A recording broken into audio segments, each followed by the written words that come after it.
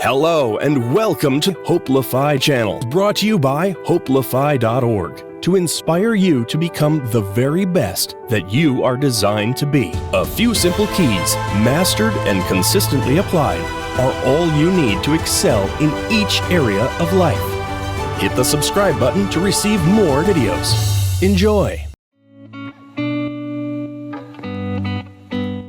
Investing business you can learn by reading. Read everything Warren Buffett's ever written, watch every YouTube video he's ever appeared in. That's a great way to learn about investing.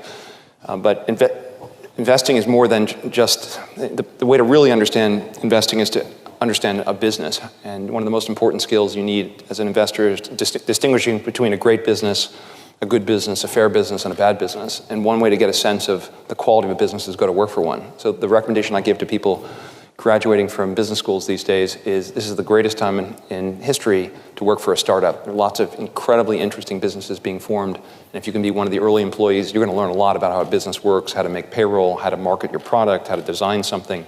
And those skills, I think, are invaluable. First of all, you might even find it really interesting. You might have joined the next Facebook, so that's one thing. Even if the business fails, you'll learn a ton from that. I think that's the best experience you can get, ultimately, to be a good fundamental investor. How do you be a successful investor? Now, I'm assuming that you're not going to go into the business of investing. I'm assuming that you're going to be a doctor or a lawyer, you're going to pursue your passion, but you're going to have some money that you're going to save over time. And I'm going to give you my advice on the topic. It's not necessarily definitive advice, but it's what the advice I would give my sister, my grandmother, on what she should do if she were in the same position. I'd avoid investing in startup businesses where the prospects are not very well known. Because again, you don't need to make 100% a year to have a fortune.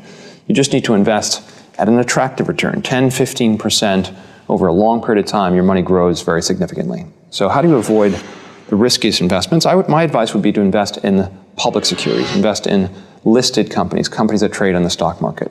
Why? Because those businesses tend to be more established. They have to meet certain hurdles before they go public.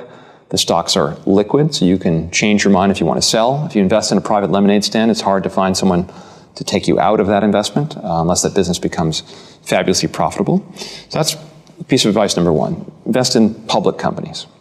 Number two, you want to invest in businesses that you can understand. What I mean by that is there are lots of businesses that you deal with in the course of your day and your personal life, whether it's a retail store that you know because you like shopping there, or it's a product, your iPad, or that you think is a great product. But you have to understand how the company makes money. If the business is just too complicated, you don't understand how they make money, even if they've had a great track record, I would avoid it. A lot of people thought Enron was an incredible business because it appeared to have a good track record, but very few people understood how they made money. It was good to avoid it.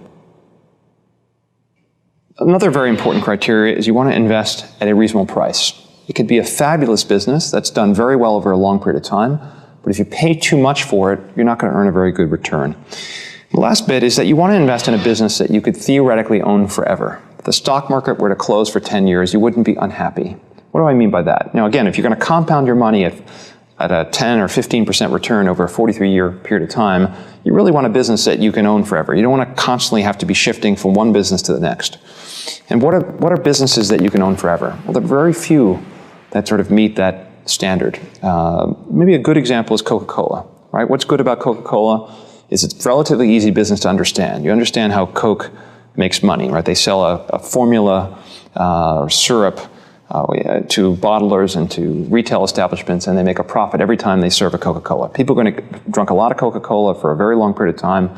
The world's population is growing. They sell in almost every country in the world. And each year people drink a little bit more Coca-Cola. So it's a pretty easy business to understand. And it's also a business that I think is unlikely to be competed away as a result of technology or some other new product, right? It's been around long enough.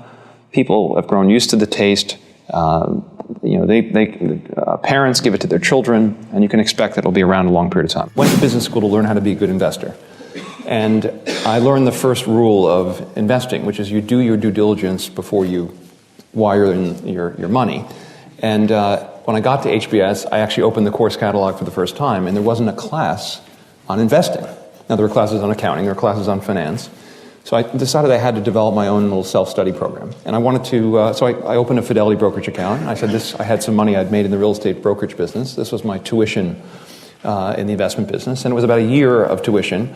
And if I lost it, it was as if I had gone to business school for 2 years but paid for 3. So I figured it's like the inverse of the Oxford 1+1 program. But the first stock I bought went up, and I said, okay, I found what I want to do. A little more involved than that, but actually, my father, who's here, he came with us. That's Dad over there in the corner. You can ask him whatever questions you want afterwards.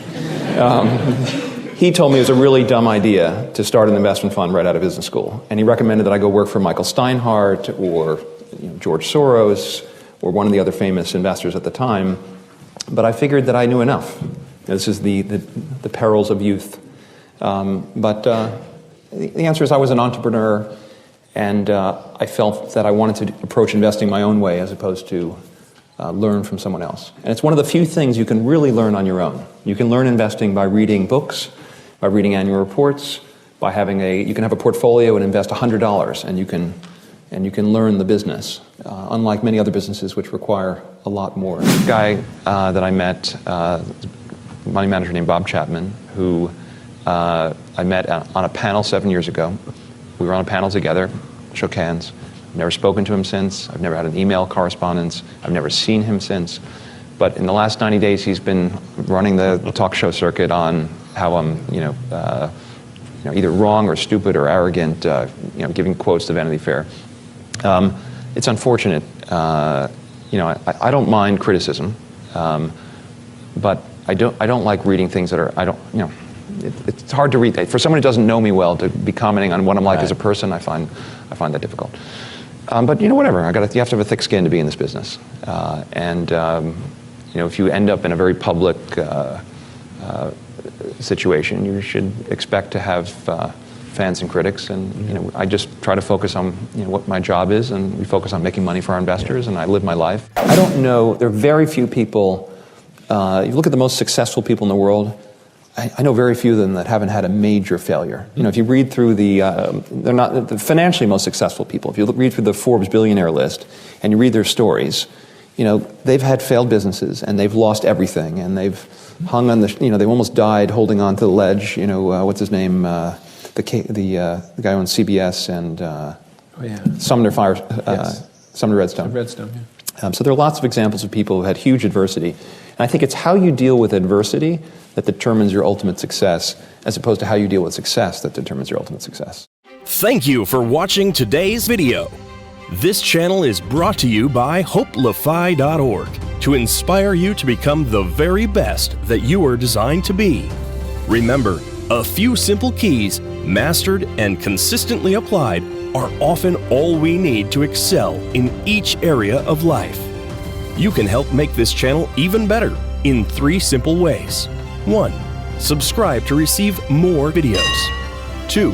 Leave a comment below to let me know what resonates with you from today's video. Or 3. Suggest a topic for a video that you will like for us to feature on this channel. Visit hopelify.org to post your own inspirational content.